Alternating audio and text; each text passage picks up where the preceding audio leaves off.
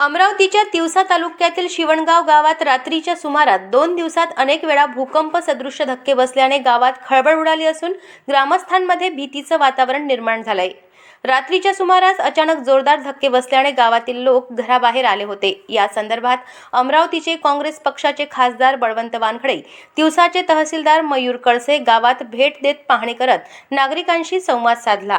खासदार बळवंत वानखडे यांनी यावेळी ग्रामस्थांना धीर देत जिल्हा प्रशासन आणि तालुका प्रशासनाशी संवाद साधत नेमका हा प्रकार काय आहे, वारंवार गावात का भूकंप सदृश धक्के बसत आहेत याचे संशोधन करा आणि ग्रामस्थांमध्ये भीती कशा प्रकारे दूर होईल याबाबत त्यांना अवगत करा, अशा सूचना खासदार बळवंत वानखडे यांनी दिल्यात।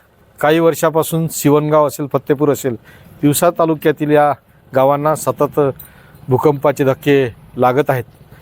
काल रात्री तर खूप मोठा धक्का हा लागलेला होता, संपूर्ण गाव जागी त्यामुळे झालं होतं। ही भविष्यातली कदाचित एक वेगळी घटना घडू शकते, म्हणून सातत्यानं जे काही प्रशासन आहे, प्रशासन तर तत्पर आहेच।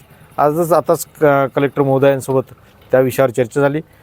जी काही टीम आहे, तज्ज्ञ टीम बोलावून आणि इतर मापन केंद्र असेल किंवा इतर काही उपाययोजना असतील त्या करण्याच्या संदर्भात सूचना दिल्या गेल्या आहेत। कलेक्टर महोदयांनी लगेच त्यावर अंमलबजावणी म्हणून येत्या 1-2 दिवसातच ते करण्याचं ठरवलं। तहसीलदार महोदयसुद्धा रात्रीपासून इथं जागी होते। गावकऱ्यांना मी एवढंच आवाहन करेल की घाबरून जाऊ नये, का फारच त्यासाठी काही होणार नाही, पण आपण उपाययोजना म्हणून ते येणाऱ्या 1-2 दिवसातच करण्यात येतील। अशाच महत्त्वपूर्ण बातम्यांच्या अपडेटसाठी अजिंक्य भारत न्यूजच्या पेजला फॉलो करा आणि सबस्क्राइब करा।